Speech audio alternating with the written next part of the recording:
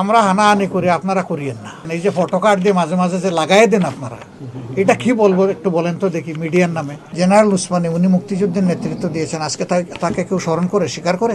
আসম আব্দুর রব প্রথম পতাকা তুলে ধরেছে, তাকে কেউ স্মরণ করে স্বীকার করে? তার একটা রিকগনিশন পাওয়া উচিত না?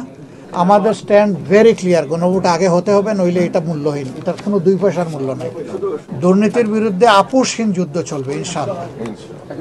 বর্তমানে যে আপনাদের মধ্যে যে হানাহানি বা আপনাদের মধ্যে যে বিভিন্ন প্রশ্ন বা বিভিন্ন এগুলো থেকে আপনারা অন্য সুযোগ পাবে বলে মনে করেন কিনা আপনারা? আমরা হানাহানি করি, আপনারা করিয়েন না। আপনারা ভালো থাকেন। এই যে ফটো কার্ড দিয়ে মাঝে মাঝে যে লাগাই দেন আপনারা, এটা কি বলবো একটু বলেন তো দেখি মিডিয়ার নামে। তারপরে যখন আমরা প্রতিবাদ করি কড়াভাবে, তখন এটা ডিলিট করে দেয়। ডিলিট ইজ নট সলিউশন, কারণ বাই দিস টাইম এটা হাজার হাজার শেয়ার হয়ে গেছে। ডিসইনফরমেশন, মিসইনফরমেশন মানুষের কাছে চলে গেছে। সাংবাদিকদের মাঝে যেমন দায়িত্বশীল সাংবাদিক আছেন, তেমনি মাঝে মাঝে কেউ কেউ কিন্তু সমাজকে বিপদে ফেলে দেন, টেনশনে ফেলে দেন, তার নিজের ইচ্ছাটা মার্কেটিং করার মাধ্যমে। যে কোনো অপরাধের বিরুদ্ধে এটা কে করলো, সেনাবাহিনীর লোকেরা করলো না অন্য কেউ করলো, এটা ম্যাটার করে না। আমাদের কাছে অপরাধ যে করবে সে একজন অপরাধী।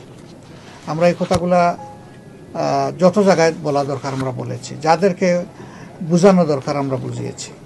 আমরা এটা চাই না কারো উপর অবিচার হোক, কিন্তু অপরাধ হলে তার ন্যায় বিচার পাওয়ার অধিকার ভিকটিমের অবশ্যই আছে। আমরা এই দৃষ্টিকোণ থেকে সকল অবিচারের বিরুদ্ধে ন্যায় বিচারকে আমরা সমর্থন করব। আর আমাদের 5টা প্রায়োরিটি অঙ্গীকারের মধ্যে একটা হচ্ছে সমাজে সর্বস্তরে ন্যায় বিচার কায়েম করা।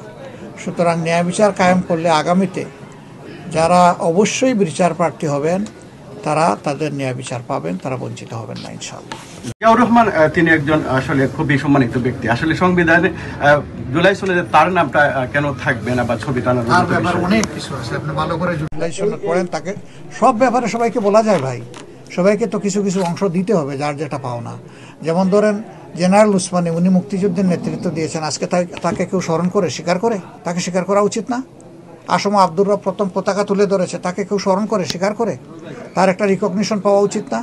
আমাদের অনেক কিছুকে রিকগনাইজ করে না। আল্লাহ যদি আমাদেরকে সুযোগ দেন, যার যেখানে যে অবদান আছে আমরা কোনো কিছুর উপর অবিচার করবো না ইনশাল্লাহ। আছে, আমরা আমাদের ম্যানিফেস্টোতে সেগুলা ইনশাল্লাহ ডিক্লেয়ার করব।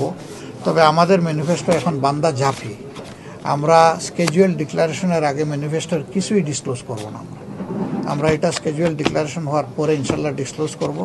তখন আপনারা দেখতে পারবেন আমাদের ম্যানিফেস্টো কোরআনের আয়াত নয়, আমাদের জ্ঞান বুদ্ধি অনুযায়ী সর্বোচ্চটা যেটা পারবো সেটাই করব, যেটা পারবো না সেটা বলবো না। এবং মিথ্যা কোনো আশ্বাস আমরা জাতিকে দেব না, যে যার ইচ্ছা যাই দেব, এটা তাদের ব্যাপার, কিন্তু আমরা কোনো মিথ্যা আশ্বাস জাতিকে দেব না। আমাদের সেই ম্যানিফেস্টোর সাথে ইনশাল্লাহ পরিকল্পনাও থাকবে, আপনারা পাবেন।